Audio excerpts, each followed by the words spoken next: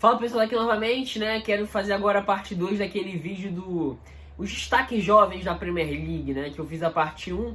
Até eu pretendia fazer no dia seguinte, mas eu acabei postergando isso porque eu queria ter feito outro vídeo, mas como acabou não saindo exatamente do jeito que eu queria, eu apaguei o vídeo que eu ia fazer no intervalo desses dois e posterguei gravar essa parte 2. Mas como realmente está sem assunto, né? Eu resolvi aqui gravar a parte 2 hoje, tá? Então vamos lá. Começando a parte 2. Nesse grupo aqui tem alguns jogadores que atingiram um nível, ou nessa temporada, ou de algumas temporadas atrás, um pouco maior. São jogadores de um nível, talvez um pouco acima dos jogadores da parte 1, tá? Tem jogadores um pouco mais consolidados. Óbvio que a gente não está falando de jogadores completamente consolidados, porque são jogadores jovens, né? Mas enfim, então um patamar de nível, de jogo, de mercado, que os jogadores da parte 1 não estavam, tá? Então vamos lá para não perder tempo. Mason Mount, fiz um vídeo falando especificamente sobre o Mason Mount, então não quero me estender muito. Mas um jogador que já jogou também ótimo nível na segunda divisão na temporada passada.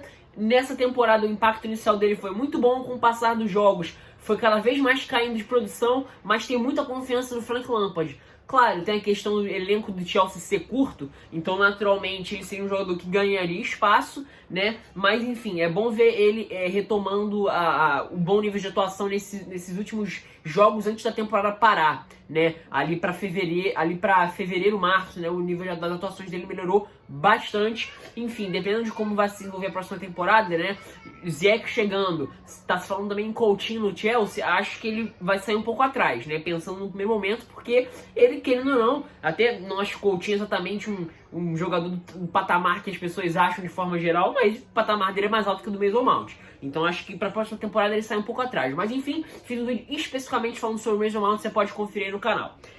Tomori, Fikayo Tomori, outro jogador também no mesmo sentido do Mason Mount, né? Jogou com o Derby County na temporada passada. O Tomori, inclusive, já tinha jogado na Premier League, se eu não me engano. Agora eu não lembro exatamente qual time que ele jogou na Premier League antes, mas ele já tinha jogado em outro time da Premier League há um tempo atrás, né? Algumas 2 temporadas atrás, 3 temporadas atrás, enfim. Jogou no Derby County com o Mason Mount na temporada passada, zagueiro muito interessante. Até o início da temporada dele foi de altos e baixos, de muitos bons momentos, mas de momentos ruins, de alguns erros dentro das partidas, e acabou perdendo um pouco de espaço, né? O Frank Lampard começou a usar mais Christensen e Zuma. Quando o Rudiger voltou, ele tomou a posição como zagueiro pelo lado direito, então passou a ser um revezamento mais Zuma e Christensen. Mas enfim, é um zagueiro talvez, como eu falei, acho que eu falei isso em algum outro vídeo, não me lembro. É o zagueiro, na minha opinião, tem mais potencial com a camisa do Chelsea. Acho que potencial técnico e de zagueiro mesmo, ele é o cara que mais consegue reunir características, porque sabe jogar muito bem por baixo, é um zagueiro por baixo, eu falei isso antes da temporada começar, né? É um zagueiro que joga por baixo, nas coberturas, nas recomposições, para saber sair jogando, para aparecer como, eventualmente, como mais um cara para dar sustentação no meio campo, sem dispensa no esquema de 3 zagueiros, por exemplo, tá? Então, enfim, eu gosto muito dele, apesar de nessa temporada ele não ter feito exatamente como um todo, não fez exatamente uma grande temporada do Tomori, não. Mas é um cara com muito, muito potencial mesmo, né? Acho que o futuro dele no Chelsea reserva coisas boas. Declan Rice fez uma temporada passada absurda, um dos ótimos volantes da temporada passada. Era um jogador que começou como zagueiro, passou a jogar no meio campo com o Manuel Pellegrini e jogou muito bem. Não só como um cara para proteger aquela função, como um cara para ser confiável tecnicamente, pro passe longo, fez alguns gols importantes na temporada passada. Nessa temporada passada o West Ham rendeu até menos do que o esperado na temporada passada, que já foi uma temporada onde o time rendeu pouco, né? Mas enfim, acho que foi um jogador vítima também de um time que rendeu pouco, né? Ele jogou mais fixo ao lado do Mark Noble na temporada passada, né? E nessa temporada ele jogou mais sozinho, como esse homem de meio campo sozinho nesse 4-1-4-1. Então acho que assim, defensivamente ele foi muito bem nessa temporada, por mais que o time vinha num completo caos, e tecnicamente ele não conseguiu se destacar, pelo menos na minha opinião, como ele foi um destaque na temporada passada. Na temporada passada ele foi um destaque defensivo e um destaque técnico também. Nessa temporada ele foi um destaque mais defensivo. Mas enfim, é outro jogador que, dependendo do que aconteça com o West Ham, se o time for rebaixado, dependendo de como termina a temporada, acredito eu que ele, né, assim, de novo, né, dependendo de como termina a temporada do West Ham, ele deve alçar voos maiores. Mas enfim, é um jogador muito interessante, sim. É um dos meus jogadores favoritos dessa função na Premier League, de primeiro volante. né? Enfim, acho um jogador muito interessante. Todd Cantwell, talvez dos jovens tenha sido o que mais se destacou, o que mais mostrou capacidade de nível mesmo, nível de jogo. E ele evoluiu muito na Premier League, isso que eu acho muito legal. Na temporada passada, na Championship, ele foi pouco utilizado, os jogadores de lado eram Buendia e Onel Hernandes. Nessa temporada, o Todd Cantwell foi muito mais utilizado como esse meia pela esquerda no 4-2-3-1 do Daniel Farke. Né, mas ele pode jogar pelos dois lados também, pode jogar por dentro. Se a gente pensa no Norwich, que tem muito nos laterais a saída de bola, principalmente com o Max Aarons, que vai entrar nessa lista, eu vou desenvolver um pouquinho mais sobre ele quando chegar a vez dele. Aliás, já é o próximo da lista. Se a gente pensa nesse Norwich, que tem a saída com os laterais, né, principalmente com o Aarons pelo lado direito, o Cantwell amadureceu muito tecnicamente como esse jogador para fazer inversão de lado com qualidade, né? Isso no primeiro momento. Com o passar das rodadas, ele foi cada vez mais sendo um jogador interessante para definição das jogadas mesmo. Então, um jogador assim, consegue receber a bola perto da entrada da área para conseguir um corte e finalizar. Começou a amadurecer muito bem isso. E talvez uma das coisas que mais tem ficado evidente no amadurecimento do jogo do Todd Cantwell é a capacidade defensiva dele, de ser um jogador que consegue muito bem fechar pelos dois lados, né? E ser um jogador muito confiável para recuperar por aquele lado, ser intenso para recuperar as jogadas, né? Recuperar por um lado e conseguir iniciar as jogadas a partir desse momento de recuperação de posse, tanto pelo lado direito como pelo lado esquerdo, principalmente pelo lado esquerdo. Enfim, é um desses jogadores que, como o que indica, o Norwich deve ser rebaixado. É um jogador que muito provavelmente para a próxima temporada vai continuar jogando num time de Premier League. E ao que tudo indica, num time grande de Premier League, né? Se falou em Liverpool, se falou em Tottenham, né? O Manchester United também entrou nessa conversa, um pouco abaixo de Liverpool e Tottenham, mas enfim, é um jogador que talvez dessa faixa de jogadores jovens da Premier League tenha sido o que mais se desenvolveu, tá? Óbvio, também tem Grealish, Maddison, mas aí são jogadores um pouco mais velhos, né? Não são exatamente jovens como esses aqui que eu tô falando nesses dois vídeos.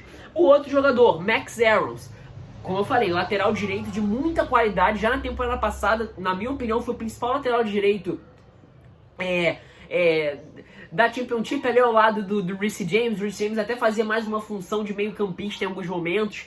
O Max Aarons era mais um lateral mesmo no Norwich na temporada passada, e nessa temporada um dos principais jogadores. Lateral com muita qualidade técnica para sair jogando pelo lado, capacidade física para ir e voltar, um jogador com muita capacidade mesmo de fazer a saída de bola com qualidade pelo lado direito. Ele até teria o companheiro Jamal Lewis, né, teve na temporada passada na segunda divisão. Jamal Lewis se machucou, teve um pouco de dificuldade de se adaptar na Premier League. Até nesse ano de 2020, antes da parada, ele até vinha conseguindo recuperar boas atuações, mas o salto que o Max Aarons deu de nível nessa Premier League foi maior que o Jamal Lewis, que já era um jogador mais experiente que ele. Não exatamente um jogador muito experiente, mas mais velho que o Max Aarons, que é um jogador muito jovem, nasceu em 2000, ele tem só 20 anos. Aliás, se eu não me engano, nem fez 20 anos ainda. Enfim, na minha opinião, um dos grandes prospectos de lateral direita. Eu acho ele um baita no lateral direito. Acho que, pensando, por exemplo, em Arnold e Wan-Bissaka, que também são jogadores jovens, mas que jogam em nível superior, acho que o Max Aarons sai um pouco atrás nesse sentido, pelo time que ele joga. Mas, assim, capacidade de ser um jogador com muita qualidade na posição, acho que ele é um jogador que, pensando pra frente, num time bem ajeitado, num time competitivo, acho que ele tem mais potencial, inclusive, que o Arnold, né? Torcedores de Liverpool agora que me taquem as pedras, mas enfim, eu vejo muito potencial nesse Max Aarons, nesse garoto. Acho ele um baita no jogador, é outro que eu acho que não deve ficar pra próxima temporada do Norwich. Talvez o que eu acho que ainda falte um pouco pra ele é a capacidade do passe pra dentro da área, que isso acho que ninguém tira do Alexander-Arnold. Os passos do Alexander-Arnold são uma coisa absurda, né? Acho que nisso o Max Aarons tem que evoluir um pouquinho mais, mas a capacidade de ser tão protagonista, tão importante e ser talvez a principal válvula de escape, a principal ponto de saída de bola num time que briga para não cair, de um jovem que não tem nem 20 anos de idade, acho que isso já põe muito nas costas do Max Aarons. Acho ele um jogadoraço, acho ele um baita lateral para a idade que ele tem e, dependendo dos rumos do Norwich, acredito o Max Aarons alçando voos maiores para as próximas temporadas, né? Já foi vinculado inclusive ao Tottenham, né? Enfim, acho, vi que eu me empolguei falando dele porque eu acho ele um dos grandes prospectos aí da lateral direita. Como eu falei, tem o Wan-Bissaka e tem Alexander-Arnold na frente dele. Mas enfim, é um lateral que consegue reunir boas características, né? É rápido, é veloz, consegue voltar, tem muita qualidade técnica para sair jogando. Obviamente não é Não tô falando que ele tem, que ele é um as da qualidade técnica nesse sentido, mas ele é um jogador com muita capacidade de jogar com a bola no pé mesmo. Né? Inclusive, em alguns momentos no jogo do Norwich, ele passa a jogar como um meia pela esquerda, como um ponta pela esquerda. Né? Ou seja, para receber e para trabalhar por dentro. Então, exige mais qualidade com bola no pé. Enfim, acho ele um bom prospecto. Fiquei de olho nesse garoto, que eu acho que nos próximos anos ele vai ser um jogador muito interessante. Próximo jogador, Pedro Neto, do Wolverhampton. Né, a gente, no período principalmente em que a Adama Traoré se machucou, chegou a um período a ficar até o Diogo Jota machucado, esse garoto deu muito espaço. E ele teve boas atuações sim, né?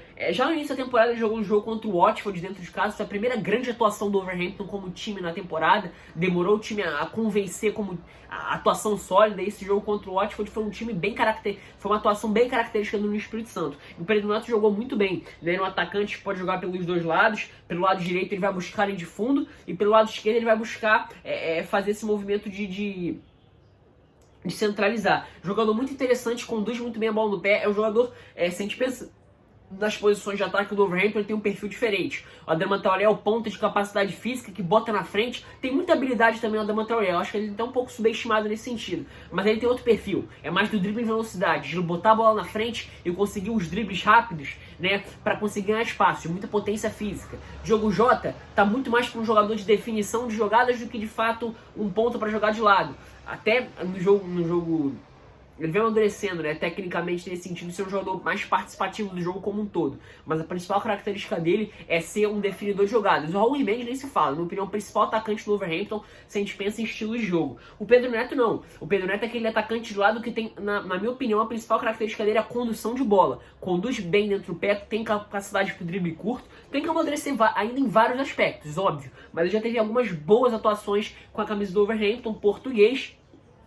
Tem muito a se envolver, ainda mais pensando no ambiente completamente favorável, cheio de portugueses, no Wolverhampton, inclusive o técnico. Né? Outro que tem um pouco menos de mídia, mas enfim, Ismail Assar. Ele veio do Nice na temporada passada, tendo uma realidade de campeonatos de competitividade um pouco menor. Né? O Watford nessa temporada, que é o time que o Sarr joga, infelizmente não alçou os voos que eram esperados no primeiro momento, mas assim, no período em que o Sarr foi chamada a responsabilidade, no período em que o Watford reage, ele foi o principal jogador disparado. Óbvio que tem a volta do Troy Deeney, também jogador muito importante, né? Mas o Sarr foi o principal jogador no período em que, ali na reta final de ano, em que o Watford consegue vários resultados positivos para respirar um pouco mais na tabela. O Sarr foi o principal nome, né? Também ele me lembra muito o Bruno Henrique, até fisicamente, jogador alto, magro, e até o estilo de jogo, né? De conseguir lançar a bola na frente, ser um cara com a passada larga, mas assim, não só esse jogador de velocidade para pôr na frente,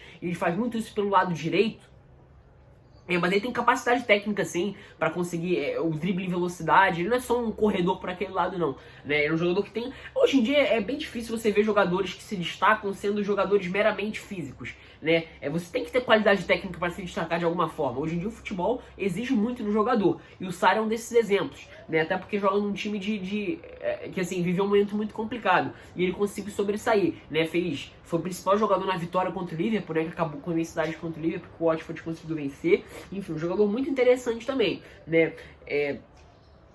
É outro jogador que, dependendo do que aconteça com o Watford nessa temporada, para a próxima temporada eu já imagino ele num time de Premier League, sim. Se o Watford rebaixado, não vejo o Sarr jogando segunda divisão. Enfim, é um jogador muito interessante que se destacou, brilhou no momento mais difícil para o time na temporada. Por isso que eu coloco ele aqui, além de ter muito potencial, tá?